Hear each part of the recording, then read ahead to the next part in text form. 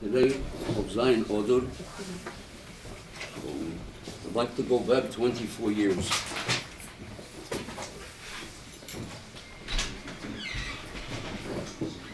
Kaf Zayin Adar 24 years ago was also on a Monday.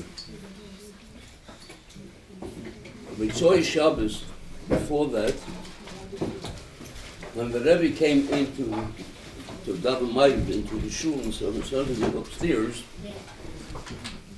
we noticed that the Rebbe was having difficulty locating where Ma'ariv is in the Siddur. He was turning one page, another page, he was going up and back. And we realized that something is not the way it should be. Finally, after a few minutes, the Rebbe found the place of Ma'ariv. After Ma'ariv was over, we asked the Rebbe whether we should call the doctor, and the doctor should examine the Rebbe to find out if something has to be done. And the Rebbe said it's not necessary. He'll rest overnight and he'll feel much better. Sunday by the dollars, for the first time, when the Rebbe started giving out dollars, that after 3 hours, the Rebbe asks whether there is still a very long line. So I told the Rebbe no. My intention was, I was going to tell the ushers, those who are taking care of the line, to close all the doors, and only those that are very close, they should go by, and then we can stop the line. Even though I didn't mention this to the Rebbe, but the Rebbe read your mind, and the Rebbe said, you could close all the doors not to allow more people to come in, but all those people that are already in the building, they should be allowed to go over and get $1. The very fact that the Rebbe would want to make the line shorter and the time shorter, that struck a light that something is wrong. So after the dollars were over, I asked the Rebbe again, last night you had a problem and today there's a problem. Maybe finally the Rebbe would agree to have a doctor examine. And the Rebbe said it's not necessary. The doctor nicht. Then came Monday morning, and the Rebbe went to the oil. About 5:30, I get a phone call from Rabbi Krinsky's son, that his father just called him, that something happened with the Rebbe at the oil, and I should get there immediately. And went with Rabbi Kleinman, we got there right away. By the time we were there, the ambulance was there already. The Rebbe was half awake and half not awake. When we were in the ambulance, I asked the Rebbe whether we should go home to President Street. The Rebbe said no. When he nodded with his head, he wasn't able to speak. He nodded with his head. So I said to the Rebbe that the doctor, I had called one of the Rebbe's doctors, Dr. Resnikov Shalom, and he said we should try to get the Rebbe to the hospital. So I told the Rebbe that Dr. Resnik suggested that we should go from here to the hospital, and the Rebbe again nodded with his head to the negative, no. So I asked the Rebbe wants to go to 770?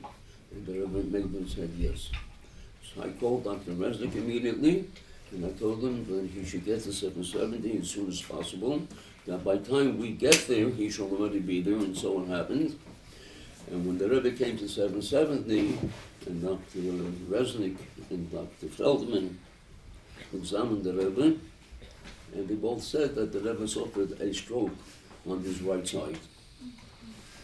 And they asked the Rebbe whether he would go to the hospital, and the Rebbe again maybe said no, he's staying here, he's not going to any police. 2 years later, on the same day, Kaf Zayin Adar, there was a second stroke. A week before that stroke, the Rebbe was suffering from seizures. So we took him to a special hospital in Manhattan, and they treated the Rebbe. This was on a Monday. And Wednesday night, the head doctor told us that the way things are developing, he hopes that by Thursday morning the Rebbe would be able to go back to 770. But unfortunately, 5 o'clock in the morning, the Rebbe suffered a second stroke, and this was a much more severe, because in this stroke, there was no contact with the Rebbe. For the first stroke, from Kaf Zayin Adar Tavshin on base, we were able to have communication with the Rebbe. We got answers from the Rebbe. We saw great motion from the Rebbe. But after Kaf Zayin Adar Tavshin on Dalet, the second time, there was no contact at all. It was, what you want to call it, the Rebbe was in a coma, whatever you want to call it. This hospital where the Rebbe was connected to the Beth Israel hospital. It was a bridge that you were able to take a patient from this hospital to the Beth Israel, and the hospital made arrangements, and we took the Rebbe into the Beth Israel hospital. And we had 4 doctors and 8 nurses were attending the Rebbe at the same time. The next morning, the head doctor from the original hospital where the Rebbe was came to see the Rebbe. And after he came out of the Rebbe's room, he told us that yesterday, when the Rebbe was taken from his hospital to the Beth Israel, he thought it was a question of hours. That's how serious the case was. And he said that he thanks the Kodesh Baruch Hu for that, Baruch Hashem, that the Rebbe is with us.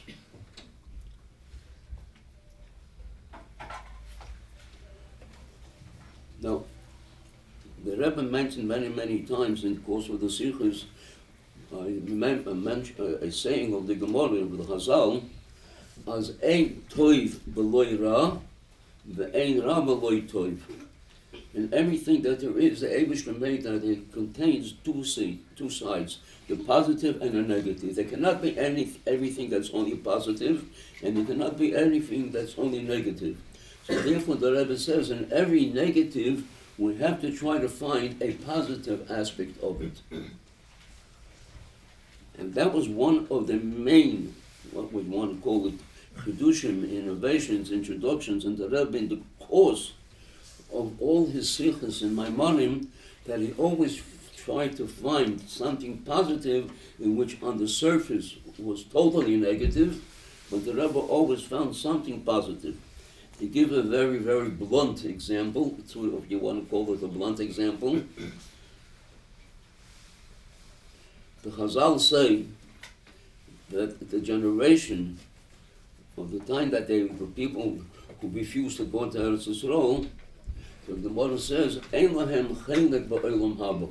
They have no part of Olam Haba, which on the surface means to say that they're completely excluded from having anything to do when Olam Haba will be revealed. And the Rebbe comes and says, no, that's not the real meaning. Chelek means a part. Ein lahem chelek ba'olam haba. They don't have a part. Why? Because they have the whole Olam Haba. How could it be that people who did such unavailable, they should have the whole Olam Haba? And the Rebbe brought out that this, what they did, was a positive intention on their part, where they felt something, and being that generation is called, according to Chazal, the Day of Day, the most intelligent generation that Jews had, and therefore the Rebbe said that they are going to have the Gans Olam Haba. So we find that in something which is so obvious and on the surface, and literally translating the Gemara, it means to say that they have no connection. Here comes the Rebbe says that they have the Gans Olam, the whole Olam Haba. And this was one of the yonim what the Rebbe tried to introduce that we should understand and appreciate. Comes the question, what can we learn from this, what took place on Kaf Zayin Adar? According to the Rebbe, we have to try to find something positive which contributed and made something greater for us. So there's a Maimon from the Mittler Rebbe. And the Mittler Rebbe writes that there are different ways of how people can communicate one with another. One way is by writing and by speaking. We communicate. Then says the Mittler Rebbe, there's another way of communication. You ask somebody a question, and he nods with his head either to the positive, affirmative, or to the negative. So you have a way of communicating that way. as it says in Posek, Ba'apam holdu ish, that just by turning with their nose in a certain way, they could do something so dreadful. So we see that there's another way of communication. Then says the Mitzvah Rebbe, is sometimes that the communication comes from such a high level that it cannot come through any expression of the individual, that it comes from a high level, and finally you get that communication. What is the difference, says the Mitzvah Rebbe? The communication that comes as a result of speaking or writing, that comes from a lower level of the person, the action of a person. Bishas, when we say that the communication through nodding with the head, ninu, as it's called the Lashon, ninu harosh, to nod with the head, says the Mitzvah Rebbe, that comes from the machshava, from the higher level of a mais and dibur, from the machshava of a person, which we know that the machshava, the kayach machshava, comes from a much deeper source of the neshama. So that's where that comes from. And then there's sometimes that he had to come even from a high level of machshava, from the etzam neshama itself. We saw that after the first Zayin Adar, we saw many, many miracles, unbelievable. There are some that many people know, and there are some that people don't know, but there are two very, very outstanding things which was publicized. One day, we got a phone call from our chassidim in Miami Beach, that the Weather Bureau was threatening a very, very severe hurricane, and the mayor said that everybody has to leave the city, because according to what the weather people are saying, if the winds are going to be so strong, it's going to topple the houses, and people, God forbid, will be in danger. So the mayor asked that everybody should leave Miami. Rabbi Leibel Shapiro, who's the Rav of Anash of Chasbad in Miami, called and said, we should ask the Rebbe, what should we do? I went into the Rebbe, and I told the Rebbe that the mayor wants that everybody should leave. And the Rebbe nodded with his head, no. I asked the Rebbe was saying that we should not leave, they should not leave Miami, and he nodded yes. Does that mean, I say, the Rebbe says, that the Yidden who are not going to leave will be safe? And the Rebbe again nodded with his head yes. I called Rabbi Shapiro and I told him, the Rebbe says not to move. A few hours later, he calls back again, that the mayor made an announcement that those people who are not going to leave on their own, he was going to send in the police and the fire department, and they're going to pull the people out because it's a danger. He didn't say God forbid, it's a danger for their life. So Rabbi Shapiro calls, what do we do now? So I went back into the Rebbe, and I told the Rebbe what's happening, and again he said not to move. A few hours later, he calls me a third time, that the police are standing by the doors of Hasidim, who are not moving, and they're ready to pull them out. What should we do? So I went back into the Rebbe, and there was a non-Jewish nurse that was taking care of the Rebbe, and the Rebbe gave a geshrei name. No. He asked me, who said that? You said it or the Rebbe said it? It's the first time since the stroke that we hear the Rebbe saying a word. And the Rebbe said very emphatically, name. I said, the Rebbe is saying that nobody should move. Again, he nodded and said, yes. I said, that means that the Rebbe is saying that the Yidden are going to be safe in Miami. Yeah. Then I get a phone call from one of the residents that he lives 1 block away from the ocean. And the forecast was that the winds are going to be so strong that the waves of the ocean are going to go up 20 feet high, and they're going to go in a block or two into the city. So he's not asking to leave the city. Does he have permission to move from this apartment, from this house, a few blocks in Miami? And the Rebbe said no. The next morning there was a headline in the Miami paper: Rabbi in Brooklyn pushes the hurricane. What happened? All the people that went down south, that's where they got the hurricane. In Miami, not one house fell. The next day, I got a phone call from Rabbi Zelig Rifkin, who's a shliach in New Orleans. in New Orleans, the sea level is very, very low. And they predicted that a hurricane is coming to them, and also it's going to be even worse in Miami because if a few feet of water falls in your arms, everybody's drowned. So the answer that the people from Anash get yesterday is valid for him also or not, and said no, because the Gemara says that when the Kohen Gadol had the Urim Tumim, which we just learned that they used to ask the questions by the Urim Tumim, the Gemara said you had to ask each question individually. And let me insert over here a short story of the Rebbe before the Rebbe became Rebbe. There was a Rav, one Rabbi Abramson from Sydney, Australia. So he was one time in New York, and I'm standing in the office of Maskerus, and he is standing over there, this Rabbi Abramson, and the Rebbe walks in. It was before the Vitek Rebbe was still here. Rabbi Abramson says, I want to ask you a question. I said, what's your question?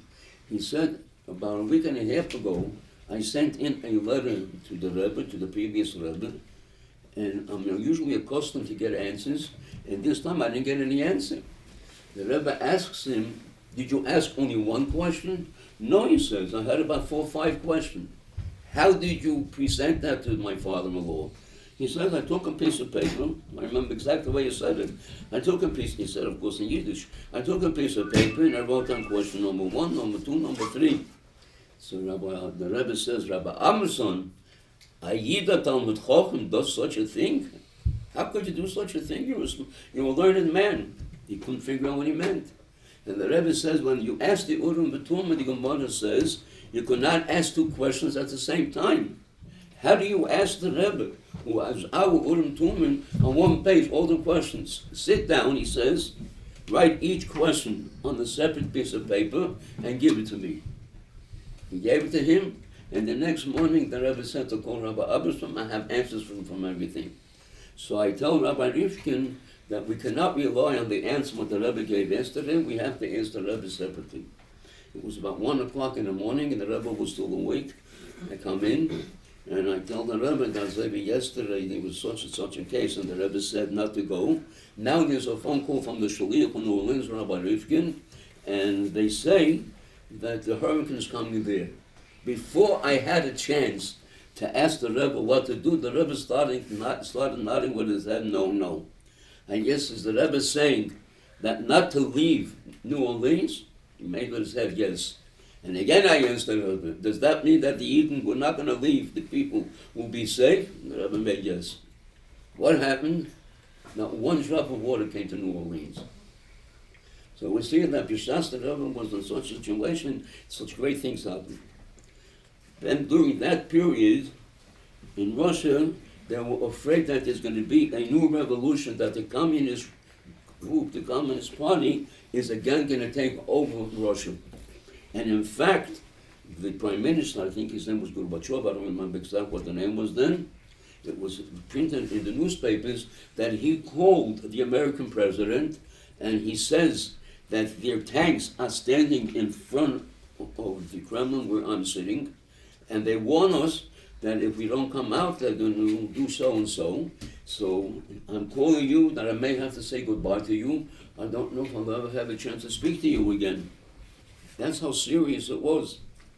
At that time, there were about 25 young ladies, seminary girls, that were in Russia teaching the Jewish children. When the parents in Kfar Chabad or other parts of Israel heard about this situation, they called Rabbi Lazar and told them, please send back our children, because if the communist government takes over, who knows what they're going to do with our teachers. So Rabbi Lazar calls and asked, we should ask the Rebbe. I went into the Rebbe and I told the Rebbe what the situation is, and that the parents in Kfar Chabad in other parts of Israel want their children to come back. And the Rebbe made with his head no. I said, does that mean that the Rebbe said that the children, that these young ladies should remain in Russia? And the Rebbe said yes. And again I asked the Rebbe, that means to say that the Rebbe said that all of them will be safe? And he said yes.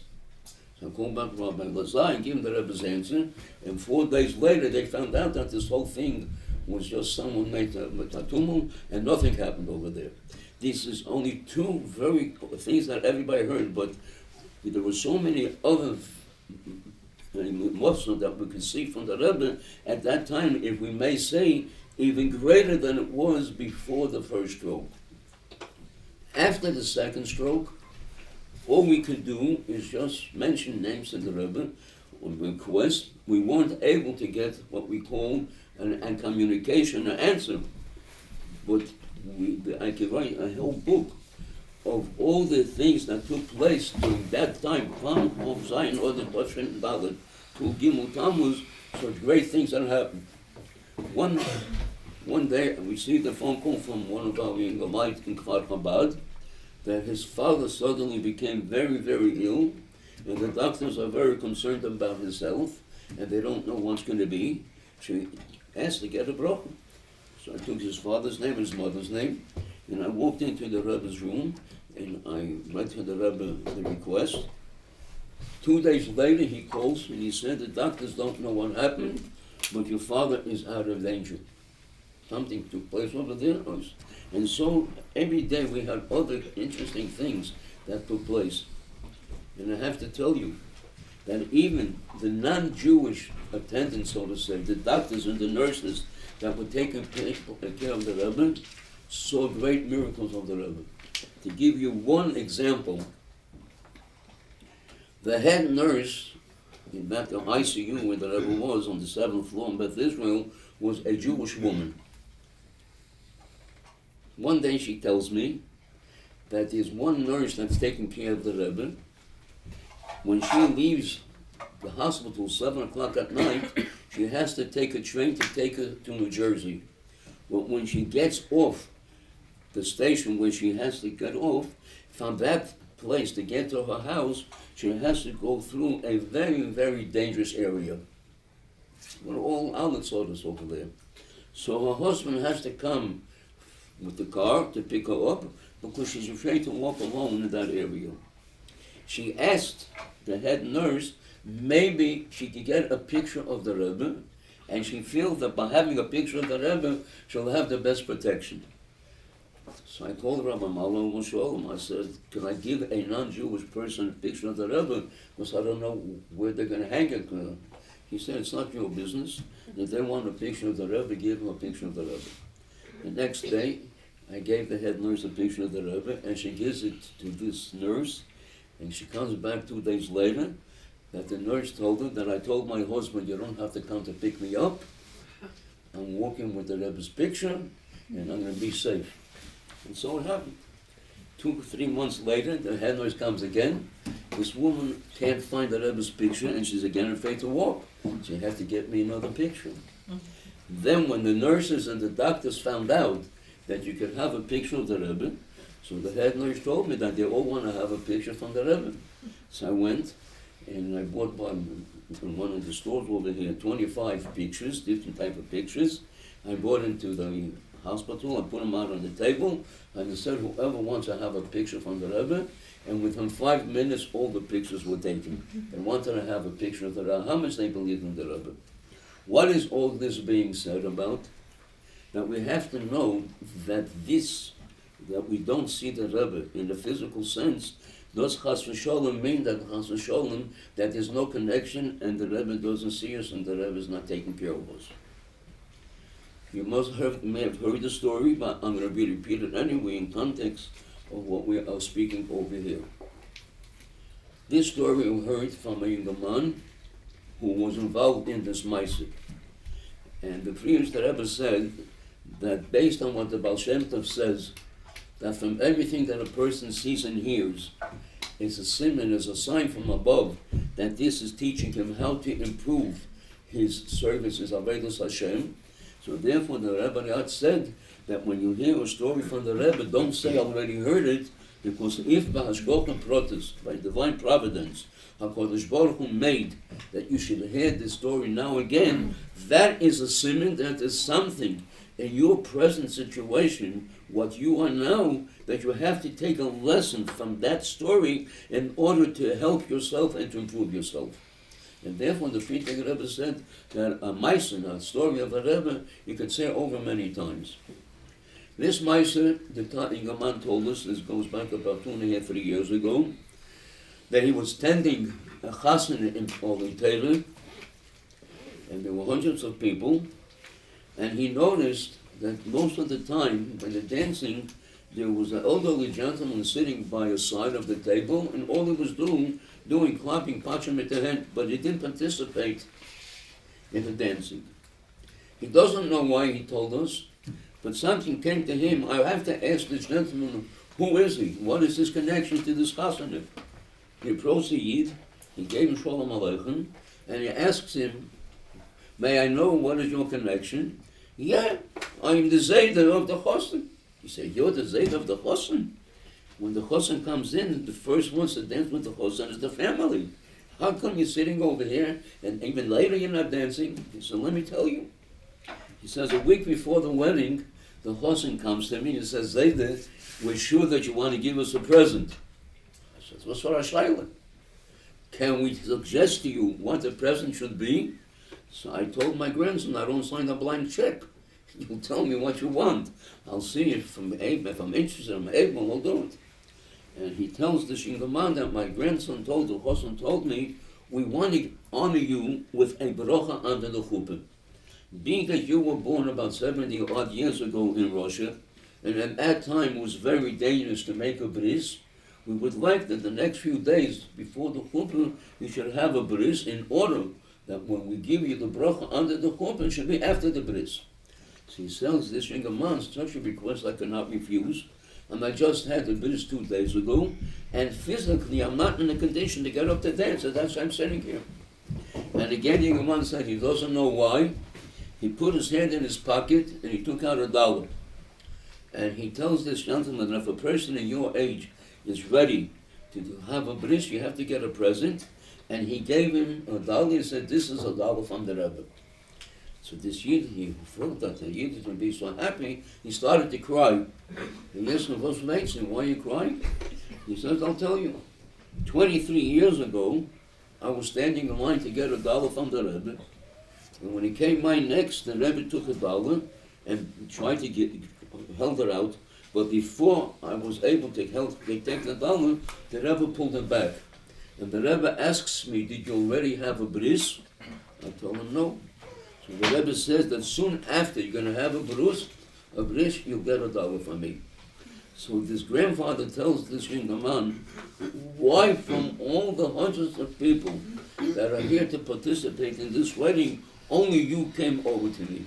You didn't come over to me. The Rebbe saw that you have $1 of him. The Rebbe saw that I had the bris.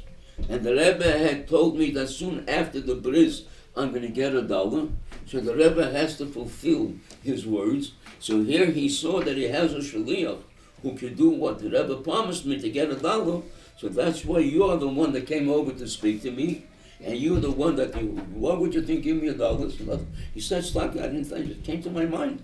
No, the Rebbe had put into your head that you have to give me $1 because the Rebbe wanted to be Mekayim. This what he had told me, that soon after the bris, he's going to get $1. What does this Meiser tell us? 23 years later, such a Yid, that the Rebbe saw what he had done. And Mela, the Rebbe knew that he has to fulfill what he had told him. So the Rebbe manipulated and managed that he should meet at a wedding with someone who has $1 in order that the Rebbe's $1, that this Yid should get the $1 the Rebbe promised him. Well, this has to encourage us to tell us that the Rebbe is with each and every one of us at all times.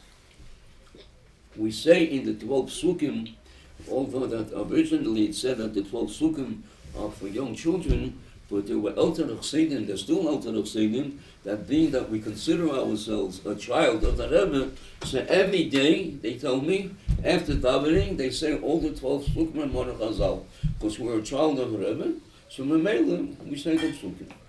One of what the Rebbe brings down is from the Tanya, that Hini Hashem Nitzah Olov, Umabit Olov, Uveichen Klois V'Lev, the Ebrish is watching over him, looking after him, checking whether he's doing what he has to do or not. The Chazal say, Tzadikim Doimim L'Boyim, that the Tzadikim are compared to the Ebrish. Then the Rebbe said that there's a Rashi in Pasuk Hukas which goes a step further. There's a Pasuk in Pasuk Hukas where it says, "Vayedaber ha'om be'elikim u'v'Moshe," that the people spoke against HaKadosh Baruch Hu, against Moshe Rabbeinu, and what did they say? "V'ma ha'elisunu."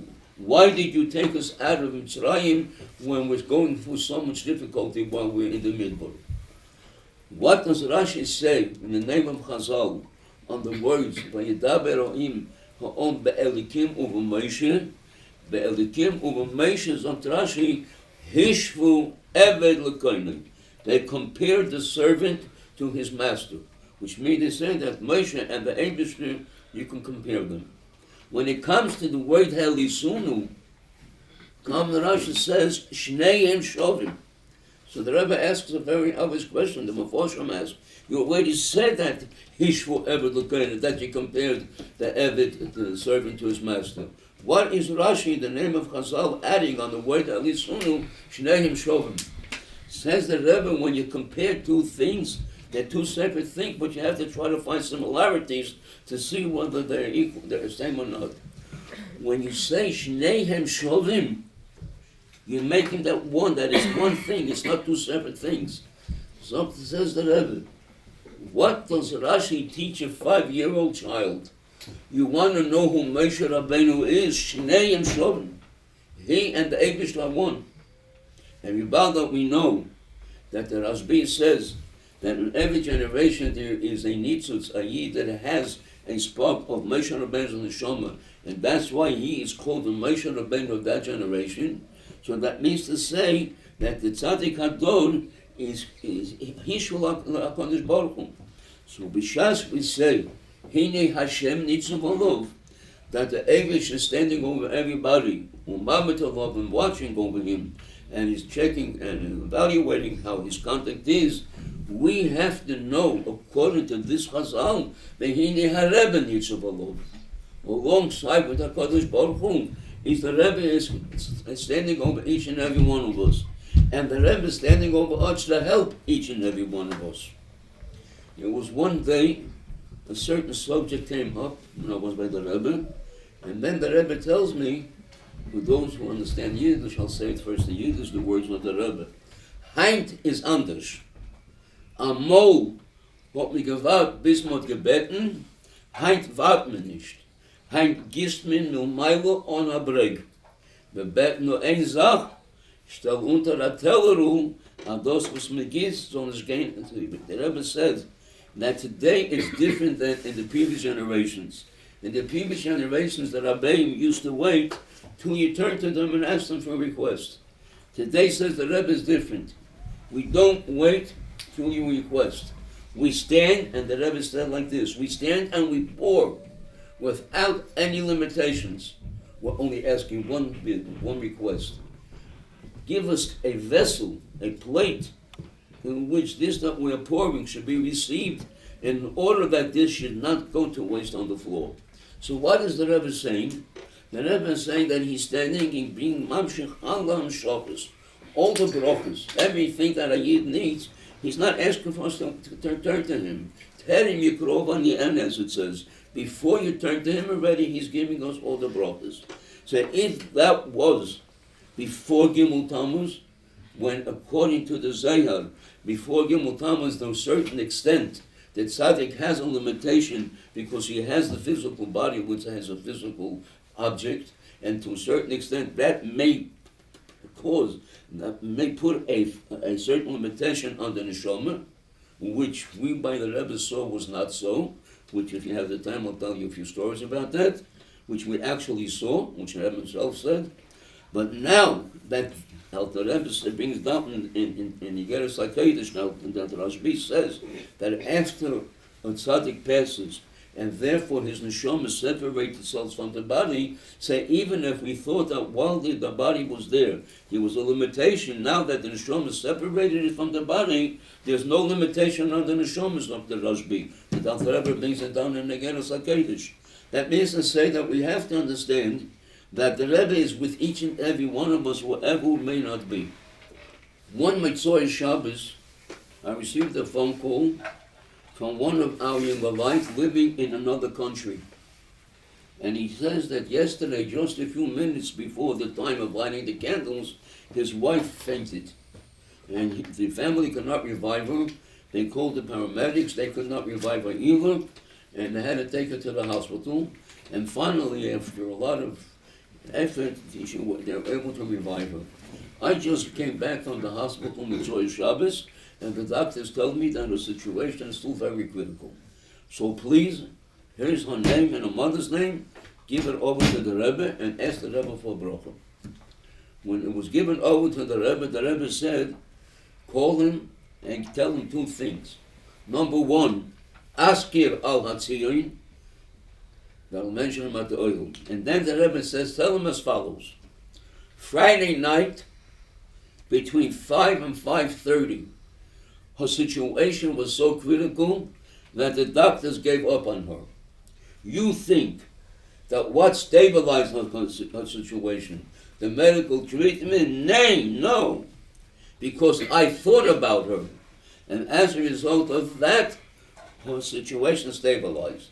Why am I telling him, the Rebbe added on, that I am revealing to him that I am sitting here in Crown Heights and I see what's doing in another country? Ich will soll wissen, as von mir kann man das nicht behalten. I want that they should know you cannot hide from me. What does the Rebbe say, Clara Werther? You could be in another country.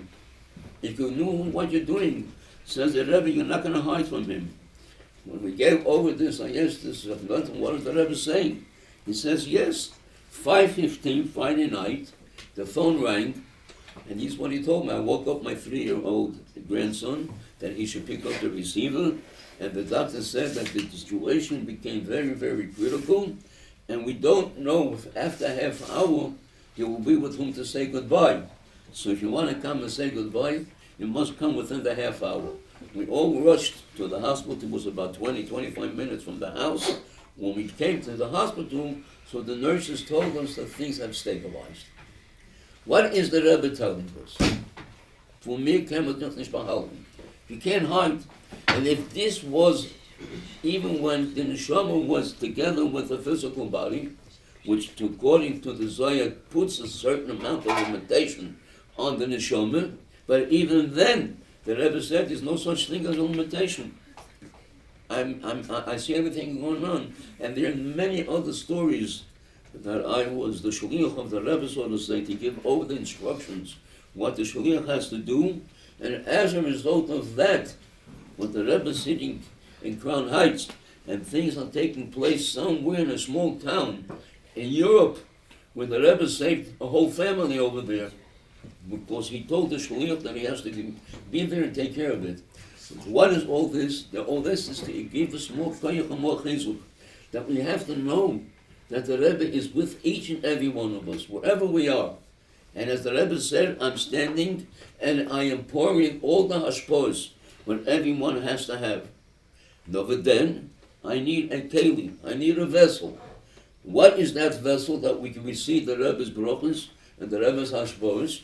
So the Rebbe says that in Hayom Yom, and in Hayom Yom the Rebbe said that two things, there are two conducts, what we should do in order to strengthen our hiskashus to the Rebbe.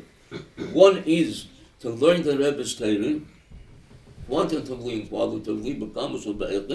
and alongside with that, that we should fulfill all the instructions that the Rebbe gives us, both in general, that he gives everybody instructions as a whole, and when he gives individuals their instructions. And said that that becomes the channel, or you say the way how to connect ourselves to the Rebbe. So that means to say that we want to receive from the Rebbe the brachos now, so we have to do these two things. We have to see that there should be more learning of the Rebbe's Torah, the Maimonim, the Sichos, the Igros Kodesh, v'chulu, and also that our way of life should be directed to where the Rebbe wants it to be. So these are some of the things that we have to speak now. As we are getting closer to Yud Aleph Nisan, which is going to be in 6 weeks, whatever it is, and the Aleph Nisan is as Man Masugal, the special time of the Yom Haledes of the Rebbe to strengthen his kashrus. So these are ideas that are being discussed over here, how to help each and every one of us, that we should know that we have the ability to strengthen our kashrus, and through that to get the brachas of the Rebbe, what the Rebbe is channeling through to each and every one of us. Before I open the floor for questions, if there are any questions, the Rebbe said about when you do Chassidus Verbringen, especially this year, it's called Hakhel, that when we get together, the Rebbe considers saying it from Hakhel. That's also one of the introductions of the Rebbe, because we don't find in any place, not in Shas, not in Rishonim and Achronim, not in Poskim, not in Kabbalah, we don't find in any place that this year is considered Shnas Hakhel. The idea of Hakhel was only one time, the Sukkot after Shemitah. So the king brought together all the Jewish people and he spoke for them. And after that, there was no such thing that the whole year is considered Hakhel. This is one of the, so to say, the Chidushim, if you want to call it, that the Rebbe introduced to us a few years ago. I'm saying if you've been in Tovshin Memches, and maybe a little bit before that also, that the Rebbe said that this whole year becomes a Shnas Hakhel. And to the extent that the Rebbe said that every group that gets together, even if it's only 3 people, you are being Mekayim the mitzvah of Hakhel this year. And as every by Hakhel, you had to learn the Torah in order that the Torah should strengthen the Yid in his behavior and as a fighter. So it's ever said that by every Hakhel that you get together, every gathering, you should try to discuss something that can help a Yid to become stronger and closer to HaKadosh Baruch Hu. So this is also one of the great things of what the Rebbe introduced. And then the Rebbe says, with the Pasha, you have to live with the time with the Pasha's HaShabur. The few weeks that we're learning now is all about the Mishkan, building of the Mishkan. And the Chazal say that Mikdash Ihu Mishkan, and Mishkan Ihu. So everything we speak about the Mishkan is similar to the Beis HaMikdash. Then come the Chazal and tell us that every Beis HaKnesses, every shul, and every Beis HaMedrash, every place where Yidden sit and learn, it's a miniature Beis HaMikdash. It's a small Beis HaMikdash. What does that mean? That when you come into a shul, you should have to try to feel the same kedusha that you would have if you would be the Beis HaMikdash on Shloim Miran Kodesh. And that's why there are whole halachas, how one has to behave in the Beis HaKnesses and how one has to behave in the Beis HaMikdash. Speaking about building the Beis HaMikdash, building the Mishkan. Rebbe is speaking about building the Mishkan, and it says, "V'oso le'mikdash v'shachanti b'seichom," that every Yid has his own Mishkan. Says the Rebbe that when we learn these parshas of when speaking about the Truma, Tetzaveh, and now also in Mayakel and the Kudei, when speaks about the building of a Mishkan, this is reminding a Yid how he has to build his own Mishkan, which he possesses in his own neshama and his own body. But then the Rebbe says we also have to think about another idea. We have to try to see that there should be more shuls, more botei knesses, that more people should be able to come in. So b'shas you have a situation where there's a shul, which as a result of the hatzlacha that this shul had, where more and more people are coming to participate, and as a result of that, it became a little bit, so to say, difficult for everybody to come into the shul. So therefore, what we have to do is expand the shul. So besides we learn the process of Hakhel B'Kudei, that should encourage people who daven in the shul, where they realize that the shul became a little bit tight and we have to expand, that should encourage the people to try to find a way how to be able to expand the shul, that the shul should be widened, bigger, in order to be able to absorb more and more people. So as the Rebbe said that this is one of the heroes, one of the guidance that we have to take from the Pasha of Hakhel B'Kudei, that when a Yid finds that there's a necessity to build, to widen, and to make the shul bigger, that this Shabbos gives him the koyach that he should be able to do it. The male people who daven in a shul, and each one could figure out what we're speaking about, that the shul has to widen the border, and you have to see to it that it should be able to be in such a way that more and more people should be able to come and daven in the shul. I usually open up the floor for questions, because the Rebbe said that the Gemara is made up of shaylas and shuvas, and loy habayshim moment. And the reason for that, the Rebbe said, when somebody has a shayla and he doesn't feel that he's getting an answer, it could have an effect on his way of avodas Hashem. And that's why it's better, in case there are questions, they ask the shayla and see to it. Maybe there's a possibility that through studying the Rebbe's teachings and through studying the Chassidus and Maimonim, maybe we could clarify some of those inyonim. So if there's anyone that wants to ask a shayla, I will be trying to help in any way possible. Any shaylas? Yeah. You mentioned you have to speak Lubavitcher. You mentioned with the father that he woke up his 3-year-old child to pick up the phone on Shabbos. Well, what? That he woke up the 3-year-old child on Shabbos to pick up the phone. Yeah. Why was that necessary? Because when you pick up a phone, you're lighting a light. Yeah. So if you want, if you can make sure that not he should do it, but a child who doesn't have a chiyuv, is not responsible, doesn't have a mitzvah, it's better. It makes it easier, more comfortable for him. So he wanted to make sure that he's not going to do something which may have a shayla, whether he should have done it or not. So when the child picks up the receiver, give him back the shayla. That's why he did it, to make sure that he's not doing anything contrary to the mitzvah of Shmini Shabbos. But asking a child to do something... I don't hear you, what? Asking a child to do something that you are not allowed to do, I thought you're not allowed to do. Depends. Over here there was a reason to pick up because he knew it's coming from. So there was a reason that he should be able to pick it up himself. But if he could have it, that the child will pick it up, which he's allowed to pick it up because he's helping out, so it makes it easier. According to Allah, and that's a very smart move that he did. One of the ideas, one of the innovations that the Rebbe started right at the beginning, after the Rebbe became the Rebbe, was to encourage the women that they should realize their important place in Yiddishkeit. And then the Rebbe said that they could accomplish more than the men. And that's why the Gemara calls the woman Akeres Habayis. She is the center of the house.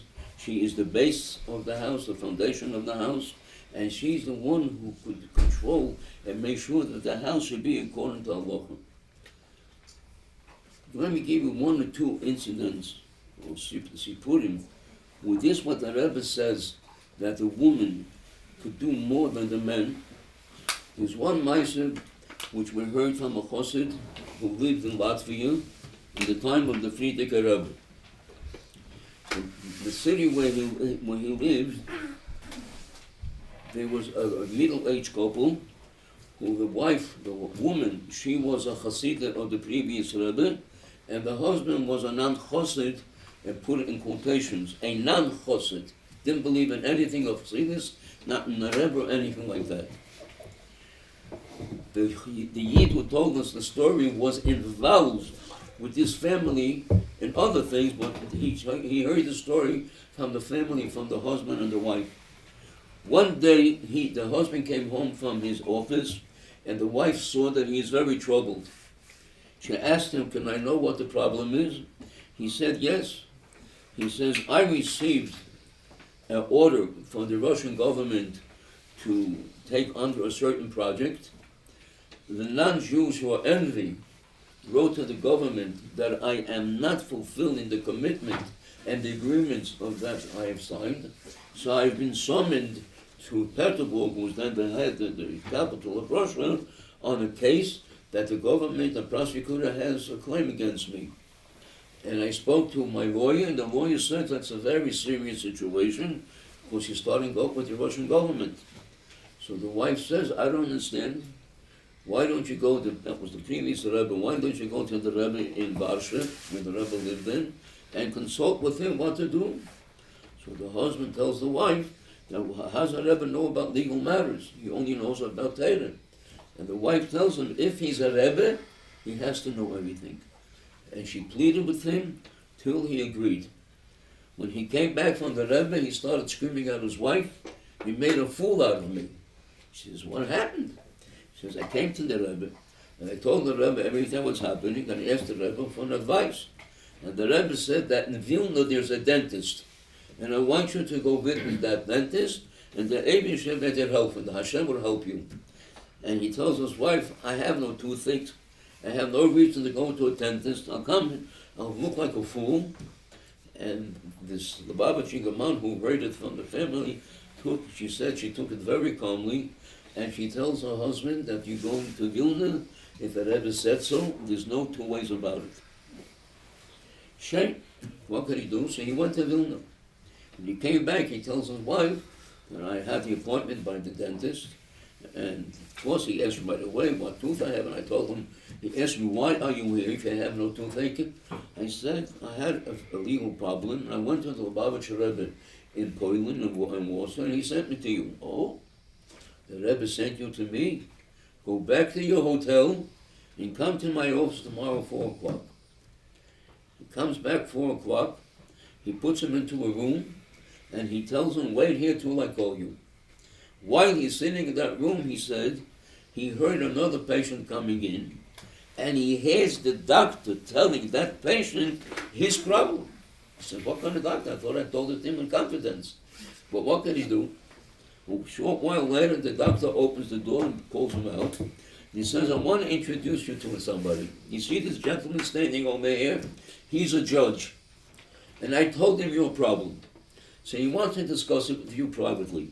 So the both of you go back into the room and discuss it." He tells his wife that the judge said, "Tell me what's the problem." And I told him what was the project that I undertook, that the government offered me, and I told him, and I showed him I'm doing exactly what they wanted, but because the people were envying me and doing them. He asked me, "What day do you have to be in court?" I told him the day. He starts smiling. He says, "I want to tell you something. You know who's going to sit on the bench that day? Yours truly. But I want you to know one thing. You never saw me, and I never saw you. You come to court. When it comes your next, I'm going to ask the prosecutor to give me the whole list of what he has against you. Then I'm going to turn to you. How do you justify yourself? How you explain yourself? But please, next time you come with all the documents, I should see black and white. Now go home." He comes back home and he tells his wife, no, his wife said, "No, I told you that he's a Rebbe, he knows everything." So the husband says, "But it's not over yet." At any rate, came the day, he came to court at Petersburg, the judge calls him over, and he asked the prosecutor what the claim is, and he told him, and then he asked him, and he had all his papers, and the judge said, "I needed a while to go over it." A few hours later, he called him, and he told him that according to all these documents, he sees that all these complaints are based on just envy and just anger, that they were angry why he got the job, and he tells this Yid, "Geh heim gesundheit, you finished." How did this all happen? Because the wife insisted. She had a munah pshuta that the Rebbe could help. Whatever it is, if he's a Rebbe, he could help. So Mela, that saved him from all these yonim. And one Sunday, a Yid is standing in line, and when it comes his next, the Rebbe gives him $1, and then he tells the Rebbe, "I have a 22, 23-year-old daughter, and escaped me schwer mit Shidduchim. I would like to have a bracha for her." So the Rebbe gives him another $1, and the Rebbe said that this $1 you should give in Eretz Yisrael. He turns to me and says, "Please tell the Rebbe I'm from Belgium, not from Eretz Yisrael." So I tell him, "We don't correct the Rebbe." The Rebbe said, "This is for Eretz Yisrael. It has to be for Eretz Yisrael." Sure. About 3 months later, he calls. He said, "I want to tell you. I come home and I tell my wife what happened, and I said I have no intention of going to Eretz Yisrael." So she asked me, "How are you going to fulfill what the Rebbe said?" It says, being that the Gemara says Shliach shel Odom Kamoisei, that if I make a messenger, it's as if I did it. I have a brother Vigan Etzisrol, I'll make him my Shliach, I'll send him the dollar, and when he gives the dollar, according to Halacha, it is considered that I give the dollar. And he tells me, the wife said, nothing doing. The Rebbe said, you're going to give the dollar. You are going to make an arrangement for a flight to Etzisrol, and you're going to give the dollar in Etzisrol. No. So I made all the arrangements. When I came to the airport, I had already arranged a hotel and a room in a hotel, so I wanted to take a taxi. So the taxi driver tells me, you know that there's another Yid who took a room at that same hotel. If we won't mind that both of you should travel, so it's okay, 2 Yidden together, no better. He said they were sitting in the taxi, Shalom Aleichem, Shalom Aleichem Shalom. He asked me, where am I from? I told him, from Belgium. What are you doing here in Eretz Yisrael? So I told him I was by the Lubavitcher Rebbe. I asked the bracha for my daughter, and the Rebbe gave me $1, and my wife insisted that I should come, and I myself should give the $1, so I'm here. I asked this gentleman, where are you from? He says, I'm from South Africa. What are you doing here? I was also by the Lubavitcher Rebbe. I came to ask the Rebbe bracha for my son, and he gave me $1, and he said that this $1 had against the throne. So he tells me, he starts speaking, the son, the daughter, and they had it in. So it seems that there are very great similarities between these two young people, and eventually we made up they should meet, and 3 months later he calls me Mazel Tov that they became Chosim Kal. I say, look, had your wife not insisted that you yourself have to give the $1, you would have sent to your brother. Now let me ask you another question. Why is it that both of you came the same day to Eretz Yisrael, you both took the same hotel, and you both took the same taxi? Everything is Hashgacha Pratis. Why is it so? Because the Rebbe saw that he could make a shidduch between you and that other fellow from South Africa. So the Rebbe made so that both of you should have the idea to come the same day, to take the same hotel, and have Hashgacha Pratis the same taxi, in order that you should be able to make this shidduch. How did this happen? Bishas, his wife insisted that he has to give the $1 himself, if for them to go on this up. So here we see that when the Rebbe says that the woman has a stronger koyach than the men, and they can accomplish more, and that's why, as we mentioned before, she's like Keros Abayis, she's the one that could set, the Rebbe used to use the expression, set the tone of how the house should be. So this is what you have to learn from these Simpurim. That's only 2 of many, where we found what this one, the Isha, it's a Chavegesh, with Tashtarkai, and she set up the court, the Rebbe said, and it has to be with Darkenoyam, and then it has to be with understanding, but she should know that she has a special koyach. Speaking about this, I don't know if many of the people know the relationship and the concern between the Rebbe and the Rebbetzin. First of all, the Rebbe made it a point that every night he's going to have dinner together with the Rebbetzin. As busy as the Rebbe was, he would sit in the office till 4 or 5 o'clock in the morning, but every evening in the summer, he would leave the office 7 o'clock and come back 8:30. In winter, he would leave 4 o'clock and we'd come back about 5:30. But he made it a point that every night he has to be with the Rebbetzin. And just to insert something over here. After Chol Bei Shabbat, when the Rebbetzin passed away, the Rebbetzin had a non-Jewish woman who was the cleaner of the house, so to say, for 10 years. She used to come there 3-4 times a week to take care of the house. A week after Chol Bei Shabbat, myself and Rabbi Leibel, we were sitting in the Rebbe's house in the kitchen, and this woman, her name is Faye, comes into the kitchen, and she sits down and she cries. So of course we felt, when you were connected with a woman for 10 years, 3 or 4 times a week, and you became very close, of course that's going to cause such a situation. After she calmed down, we didn't ask her why she's crying. She says, you think I'm crying for the Rebbe? And yes. But mainly I'm crying for the Rebbe. We asked her, what are you crying for the Rebbe? He says, you don't know, but I know. I used to watch the way the Rebbe and the Rebbetzin used to sit together by dinner. That was the only time of the day that you could see that the Rebbe was relaxed. The Rebbe sat back. You didn't see any anxiety. You didn't see any concern on the Rebbe's face.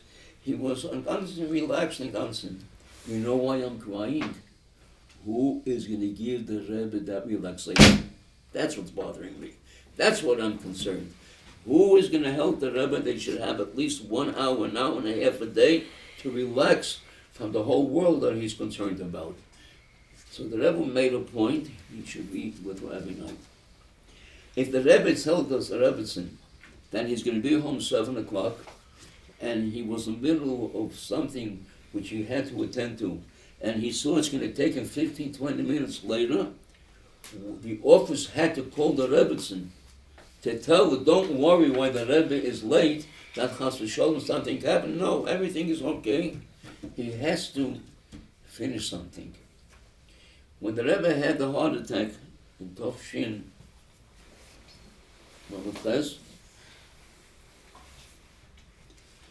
so the first Verbringen that the Rebbe, two then after Shmini Atzer Simchas Torah, the Rebbe speak from his room. The first Verbringen that the Rebbe had to go down into 770 again was for Simchas Torah. A minute before the Rebbe went down to the Verbringen, the Rebbe asked, please call the Rebbetzin and tell her that I'm first going down now to the Verbringen. She shouldn't think that I'm sitting already a few hours over there, and she's worried already, how is he going to react to my health?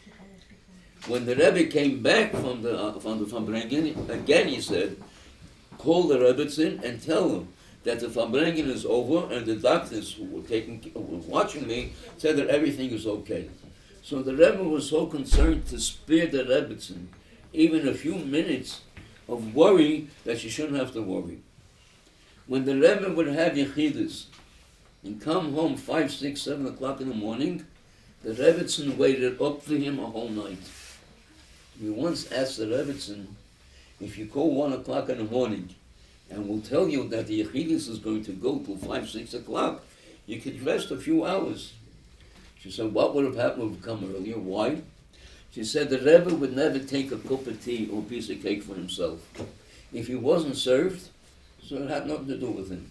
If you served him the tea, you served him the piece of mezainis, he would eat it. I wanted to make sure that after a whole night of being up and having yechidus, that he should have his cup of tea and his piece of mezainis. So the Rebbetzin waited up a whole night in order that the Rebbe should have his cup of tea. That was her concern about the Rebbe. When the Rebbe had a heart attack, at first the Rebbe told me, Shmini Atzeres, no one should go and tell the Rebbetzin that something is wrong. I couldn't control the whole world. And a half hour later, the Rebbetzin comes into the office. And the Rebbe starts screaming at me, Mamish, you could have gesagt, was only and I told you not to tell him. But Chassidim, you don't justify yourself.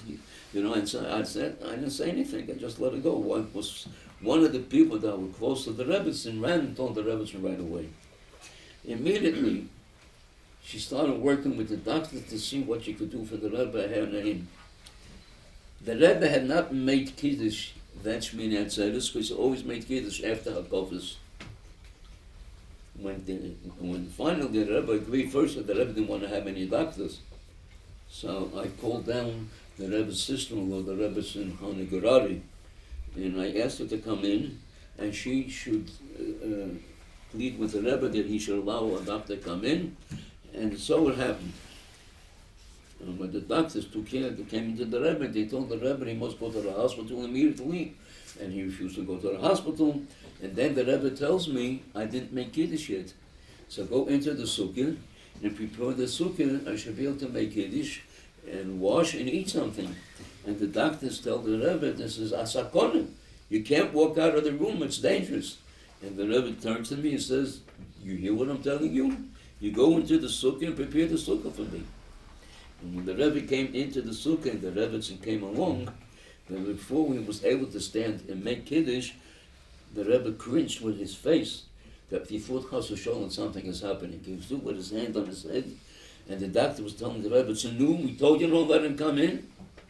And anyway, but she watched over every step to make sure that the doctors are doing everything that they have to do. I'm trying to say that the devotion, the connection, and the Ibegegebenkeit from one to another was just undescribable how it was.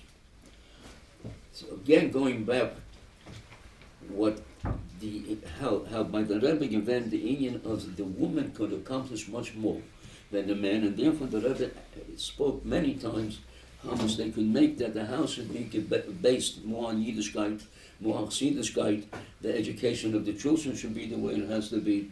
And these are some of the things that we have to take with us, and that has to strengthen us. Mishal the Rebbe says that he is helping in each and every one of us to give him the vessel with which we should be able to be mimukabel all the hashpois and all the brachas that the Rebbe is giving us.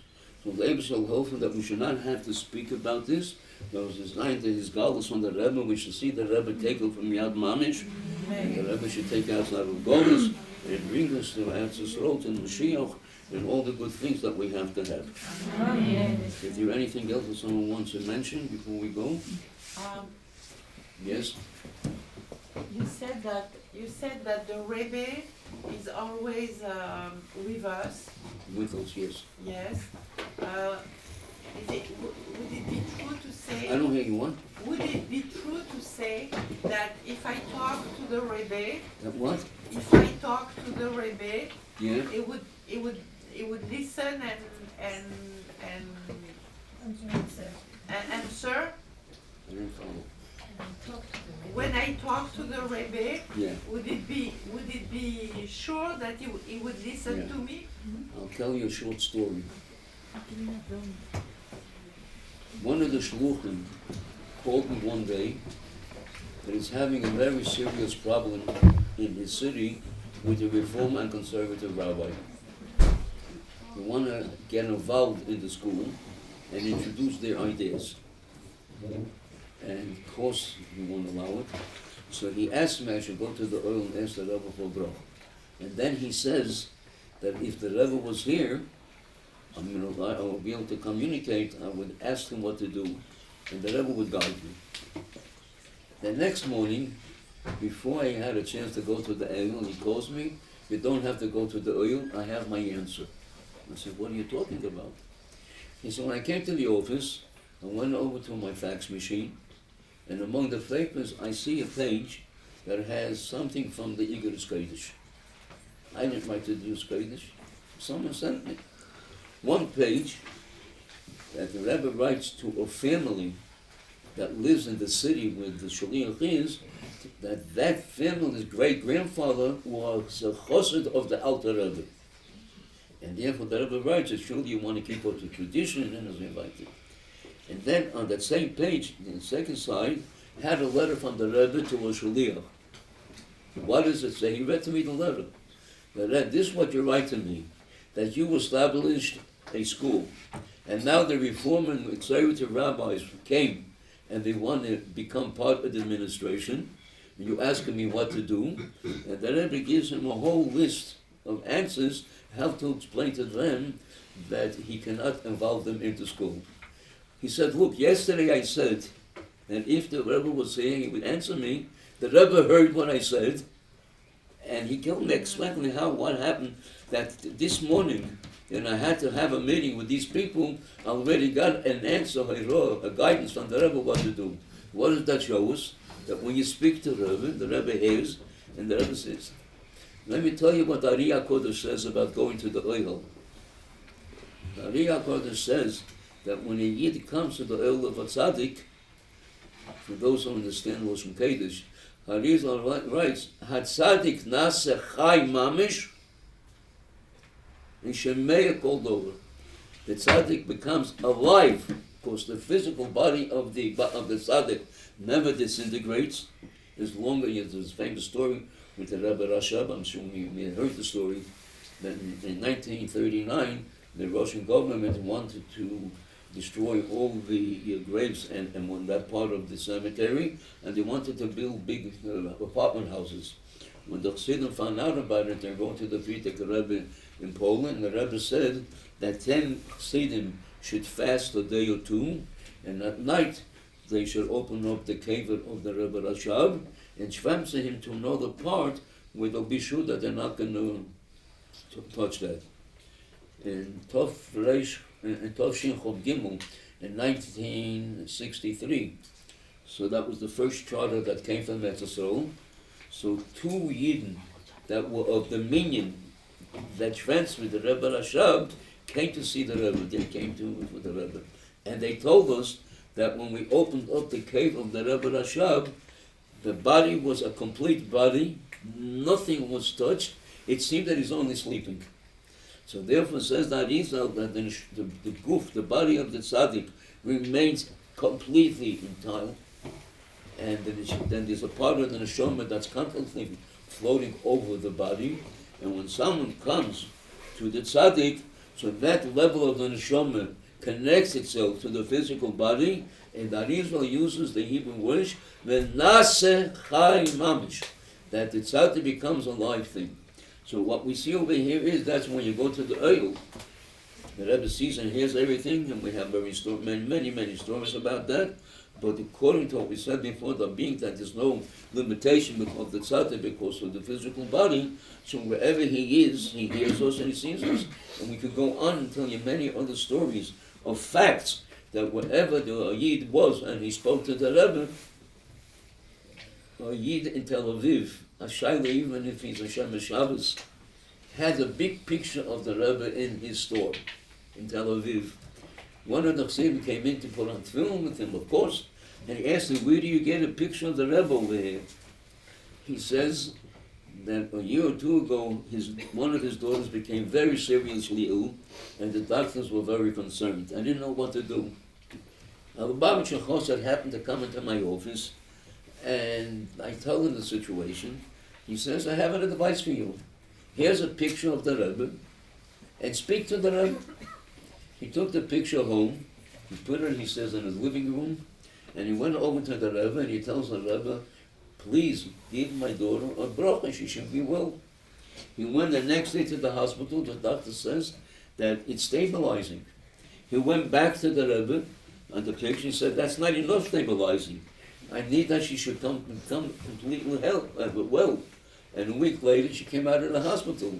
Says this Yid to the Lubavitcher Rebbe, if I speak to the picture of the Rebbe, and he hears me, and the doctors couldn't understand how it happened, so I see that the Rebbe hears everything. The Rebbe says, that's why I have this picture, and from time to time put on to him.